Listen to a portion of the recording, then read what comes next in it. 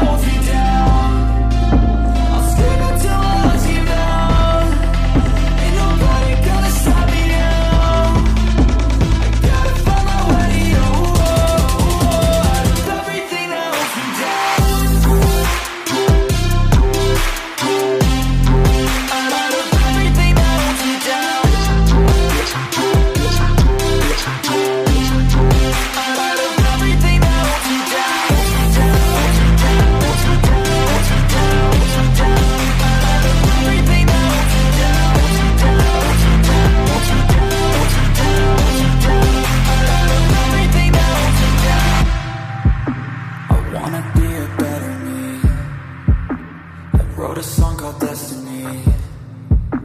When I'm in pain, don't let them see. Emotion is the enemy. Therapeutic chemistry.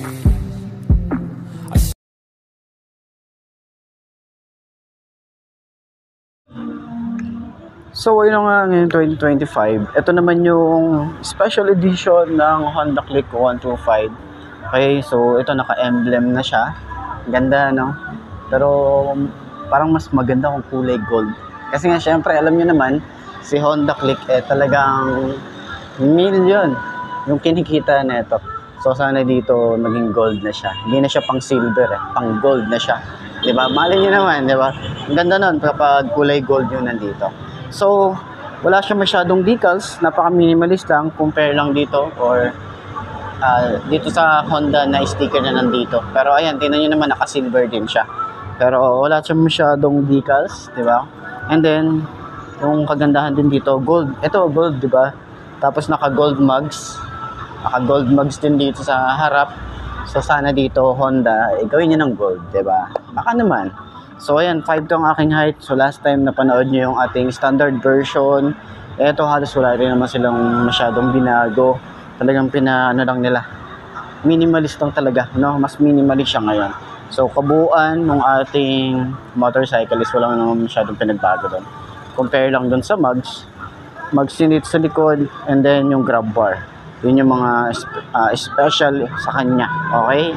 So, upuan na natin. Dami pa na namang sat-sat. Yun, no? So, same lang din doon sa standard version kung paano siya nakapahigang-higa. Diba? So, gulay board, same pa rin. Then, sana dito sa special edition, dahil yung special naman na siya, itong panel natin dito gawin na nilang TFT display, baka naman, di ba? Or colored display na mas sporty looking pa. Yun lang naman. Tapos, additional hazard switch, tapos splasher, di ba? Okay na, di ba? Panalo ka na dun. So, ayan. Yan yung itsura natin. 5 to ang aking height. Medyo maliit lang yung aking tuhod or yung aking bias dito, no? Bias tawag sa amin eh. So, yan ang itsura natin kapag nagra-rides. Malawak pa ating legroom. Pwede pa tayong maglagay ng mga gamit natin dito. So, turning radius, malawak din siya. Hindi ka mabibitin dito kapag nag-U-turn tayo. Yung kanyang shock, yun no, lambot, diba? Sa likod, lambot din. Kaya na umusga. Pati yung upuan, same lang din naman dun sa standard. Wala naman silang binago dun. Ito yung yung pag nag-long ride ka, hindi masyadong masakit agad sa puwet. Pwede yan. So, yan, magaan din nga pala yung motor. Kaya kung gusto mo ng mga beginner bike, tapos scooter, isa to sa mare-recommend ko, itong 125cc ng Honda, itong Honda Click. Okay, pero medyo ingat lang tayo sa power dahil kahit sabihin natin na 125cc lang to, sobrang ganda ng power na to at talagang umaarangkada to. Kaya ride safe tayo para at least, di ba, hindi tayo maging kwento na lang. So, ayun, sa lahat ng mga gustong kumuha ng ganitong motorcycle, lalagay ko yung contact number ni Maverick Racing Factory Bustos para at least rekta na kayo sa kanila mag-inquire. Ayos na ayos yan, di ba? Center stand natin. Yun, oh. Yun. Ayos. So, yun na nga, ngayong 2025, mauupuan natin itong Yamaha Gravis or Yamaha Mio Gravis 125. So, nagustuhan ko yung looks niya. Makita nyo naman yun sa walk around. Nagustuhan ko yung looks niya, tapos yung kanilang color variant. Yung bago niya, so marami nagsasabi, marami dumadaan dito. Akala nila, nung una, is Aerox. Pero ito talaga, mukha talaga siyang Aerox na pinaliit lang. Tapos, para siyang pinagsama-samang, NMAX, Aerox, parang ganun yung niya. Tapos, presyo ng Honda Click, diba? Parang mga ganun lang. Ganun lang yung presyuhan niya, kaya sobrang sulit din ang isang to. So, side stand muna natin. Ganyan ang itsura niya. Yan, gusto ko yung pagkakahiga niya, gusto ko yung pagkaka-side stand niya. Mukhang hindi siya alanganin, mabuwal sa mga parking. So, nagustuhan pa natin dito yung gulay board na sobrang luwag din. So, ayan, upuan na natin. 5 to ang aking height. Tingnan natin, abot ba ng 5'2"? Sobrang tingkayad, pero kapag naitayo na natin siya, sobrang naman, gaan. Okay, manageable naman. So, ganyan ang itsura natin. Sobrang lawak din nung ating gulay board. Kaya kahit meron tayong mga gamit dito, pwede natin ditong ilagay. Tapos hassle-free pa kapag nagpagas tayo. Nandito na rin sa unahan yung gas tank niya. 'Di ba? So, yun yung kagandahan dito sa Mio Gravis. Tapos, mukha siyang maxi scooter kung titingnan. 'Di ba? Kahit 125cc, panalo pa rin. Then, meron na rin siyang blue core, naka-Y-connect na rin siya. Papakita na lang din dyan, or nakita nyo naman na yung specification niya. Turning radius niya, sobrang lawak din.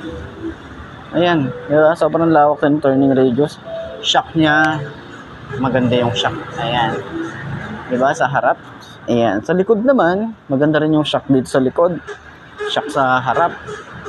Ayan. Medyo may tumutunog lang ng konti, pero siguro sa langis yan. Pero ayan, nawawala-wala na. Ayan.